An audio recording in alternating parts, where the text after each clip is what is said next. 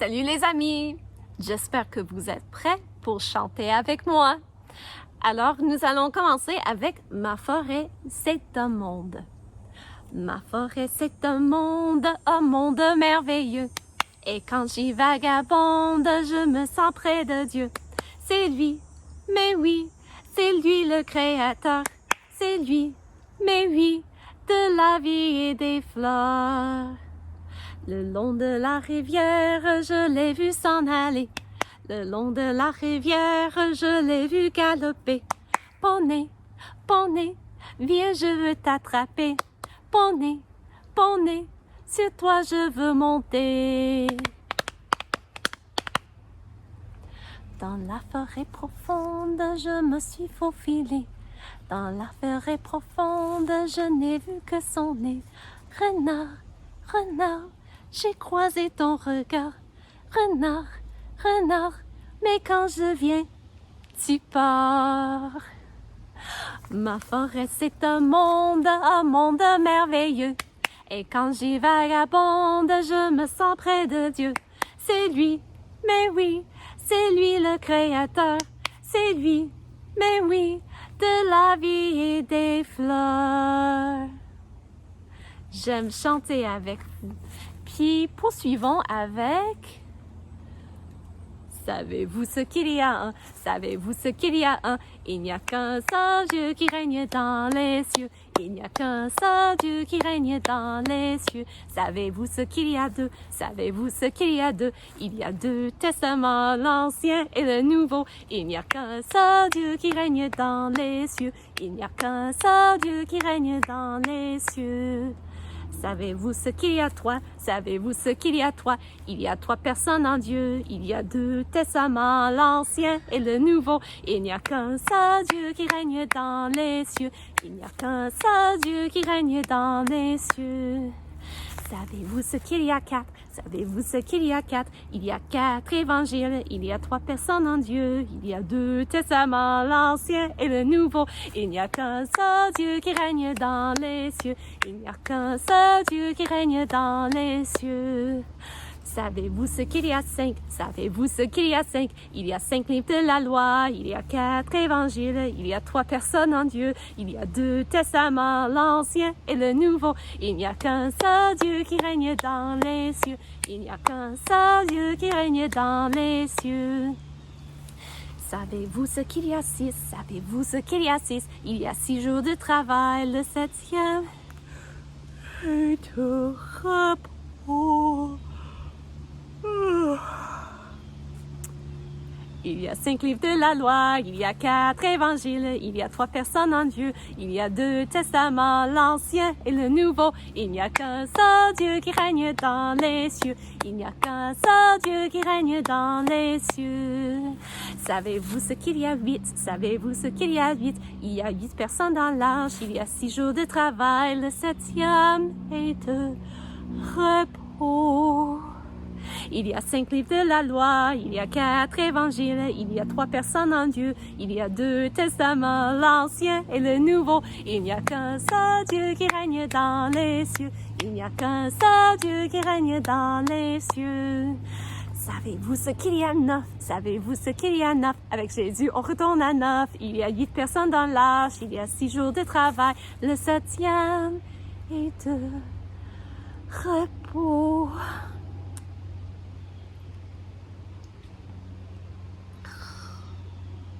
Il y a 5 livres de la loi, il y a 4 évangiles, il y a 3 personnes en Dieu, il y a 2 testaments, l'Ancien et le Nouveau. Il n'y a qu'un seul Dieu qui règne dans les cieux. Il n'y a qu'un seul Dieu qui règne dans les cieux. Savez-vous ce qu'il y a 10? Savez-vous ce qu'il y a 10? Il y a 10 commandements. Avec Jésus, on retourne à 9. Il y a 10 personnes dans l'arche. Il y a 6 jours de travail. Le 7e est de repos. Il y a 5 livres de la loi, il y a 4 évangiles, il y a 3 personnes en Dieu, il y a 2 testaments, l'Ancien et le Nouveau. Il n'y a qu'un seul Dieu qui règne dans les cieux. Il n'y a qu'un seul Dieu qui règne dans les cieux. Savez-vous ce qu'il y a 11? Savez-vous ce qu'il y a 11? Il y a 11 disciples, le 12e a renié. Il y a 10 commandements, avec Jésus on retourne à 9. Il y a 8 personnes dans l'arche, il y a 6 jours de travail. Le 7e est de repos. Il y a 5 livres de la loi, il y a 4 évangiles, il y a 3 personnes en Dieu, il y a 2 testaments, l'Ancien et le Nouveau. Il n'y a qu'un seul Dieu qui règne dans les cieux. Il n'y a qu'un seul Dieu qui règne dans les cieux. Eh bien, maintenant, vous avez appris tout le chanson au complet jusqu'au chiffre 12. Puis, je ne sais pas si on peut monter plus loin ou pas. Moi, je ne connais pas d'autres strophes, mais si vous en connaissez, vous pouvez toujours me faire venir les autres strophes, puis j'aimerais les apprendre. Puis, y a-t-il une autre chanson? Ah oui, parce qu'il fait beau, alors on va chanter du ciel qui est bleu. Voici le soleil s'est levé, et le ciel est bleu, bleu, bleu, si bleu. Et les fleurs sentent si bon, l'air en est tout parfumé. Nous voulons, nous voulons vivre joyeusement. Nous voulons, vivre et chanter, oui, chanter gaiement.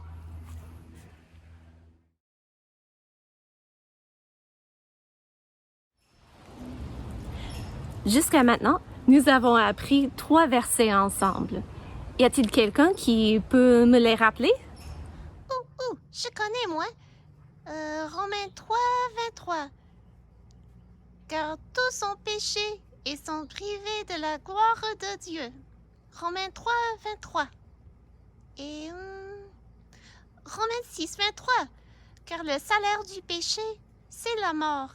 Mais le don gratuit de Dieu, c'est la vie éternelle en Jésus-Christ, notre Seigneur. Oh, et le 3e, c'est Romains 13... Romains 10, 13.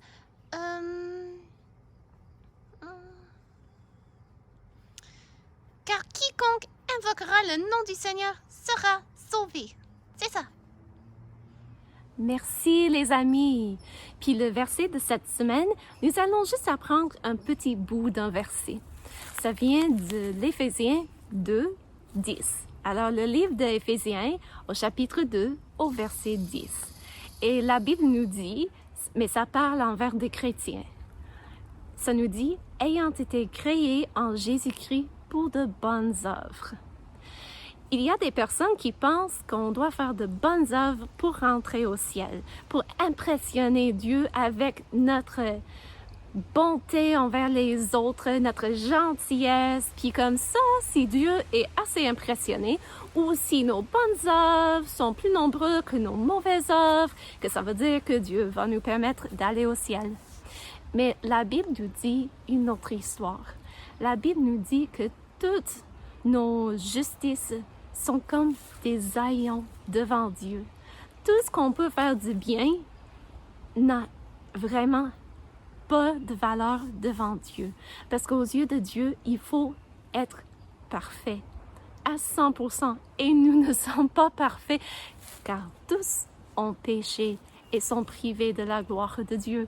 Et nous avons tous mérité le salaire de notre péché, qui est la mort. Pas juste la mort physique, mais aussi la mort spirituelle, d'être séparés d'avec Dieu pour l'éternité. Mais le don gratuit de Dieu, c'est la vie éternelle en Jésus-Christ, notre Seigneur, notre Sauveur. La Bible nous dit donc que ce n'est pas nos œuvres qui vont impressionner Dieu pour nous mériter une place au ciel, mais c'est plutôt l'œuvre de Jésus-Christ qu'il a fait sur la croix, qui a payé notre dette et qui a permis qu'on puisse aller au ciel si on accepte ce cadeau de la vie éternelle en Jésus-Christ. Puis une fois qu'une personne est sauvée de ses péchés, la personne devient chrétien. Et quand on est chrétien, Dieu nous dit que nous avons été créés en Jésus-Christ pour de bonnes œuvres. Alors, pourquoi est-ce qu'on fait de bonnes œuvres si on ne peut pas gagner son ciel? Mais c'est parce que c'est le plan de Dieu. Dieu a planifié des choses que toi seulement peux faire dans cette vie.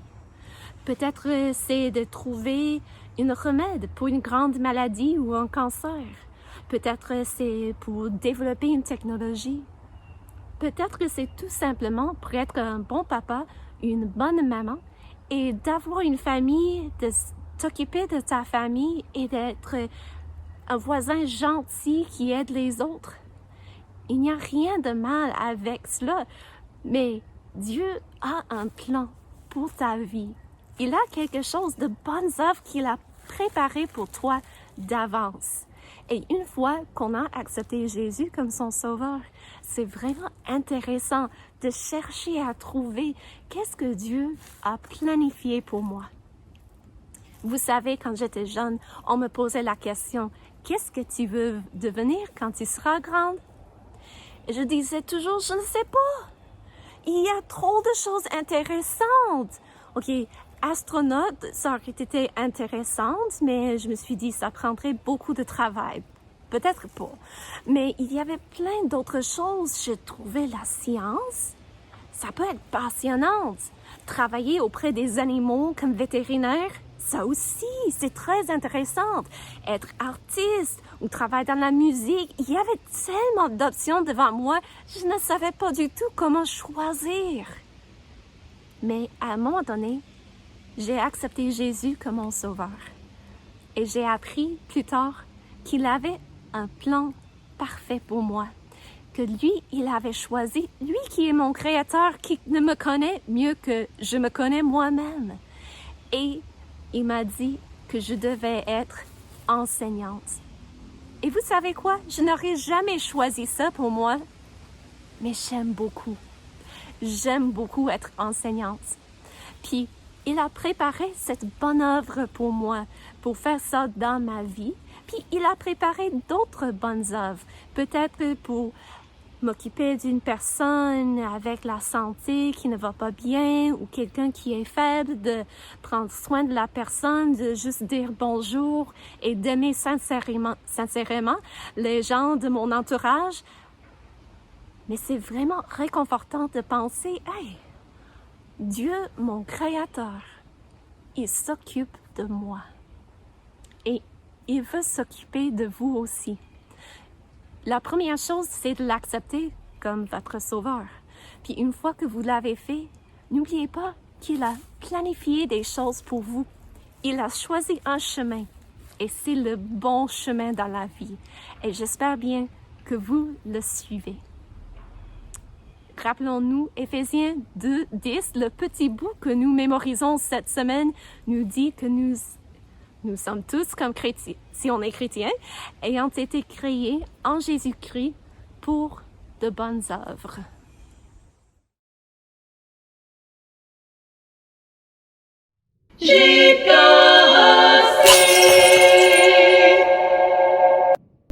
Bonjour, mesdames et messieurs, et bienvenue à notre grande finale du Marathon des Maîtres. Comme à l'habitude, nous avons suivi 6 participants afin de s'assurer s'ils suivaient bien les instructions du maître. Ils ont dû courir dans la noirceur, à la pluie, dans le froid. Mais rappelez-vous la participante 250? On se demande si elle a bien participé. Regardons avec la caméra cachée. Regardons ce qu'elle a fait pendant la course. Mais quelle horreur! Mais c'est abominable! Mais que fait-elle? Oh. Je ne sais quoi dire. C'est le désastre. Mais que fait-elle? Elle est supposée de s'entraîner. Elle est supposée de courir en ce moment. Et c'est la dernière rencontre du maître. Et elle n'est certainement pas en position de prendre ce meeting Zoom avec le maître. Oh, c'est... Oh. Mais voilà que le maître... Certainement que c'est le maître qui essaie de la rejoindre. Oh, c'est le désastre. Quel désarroi. Est-ce qu'elle a suivi les consignes du maître? À n'en voir. Oh, c'est terrible, les amis. Rappelons-nous que le maître a tout pourvu pour que chaque participant puisse réussir cette course, étant vainqueur. Il a pourvu les vitamines nécessaires, il a pourvu l'eau, les fruits.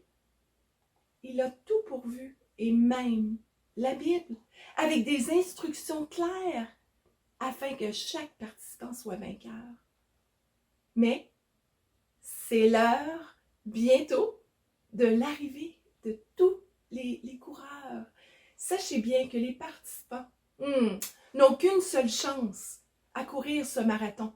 Après s'être entraînés sérieusement des années et des années, nous verrons si vraiment ils ont suivi les consignes. Les participants commencent à entrer et c'est toute une course. Est-ce que participante 250 sera-t-elle là? Nous le verrons alors que les coureurs arrivent. Allons sur le terrain, allons rencontrer les coureurs.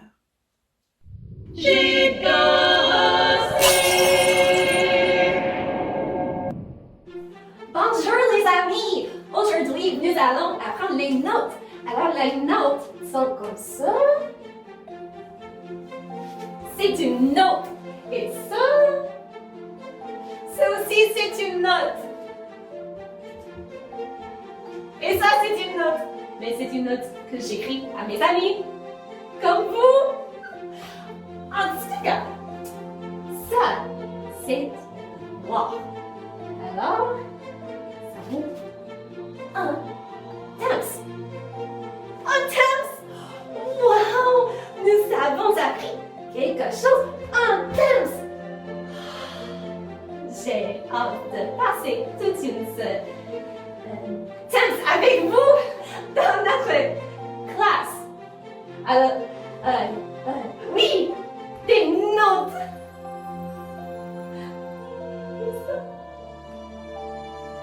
Ça, c'est une note. Wow!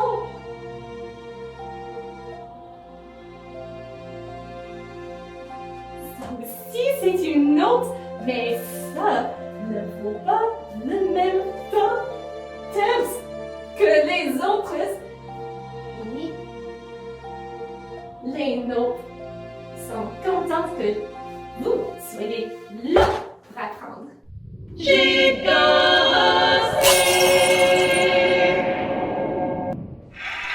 Donc, nous voici à l'écart de cette pluie abondante qui ne cesse de tomber et aussi à l'écart de tous ces bruits de fête. Nous voici auprès de la participante 250 qui se nomme Maryse et qui, vous vous souvenez bien, qu'est-ce qu'on a vu pendant son entraînement? Mais la voici auprès de nous gagnante. Félicitations!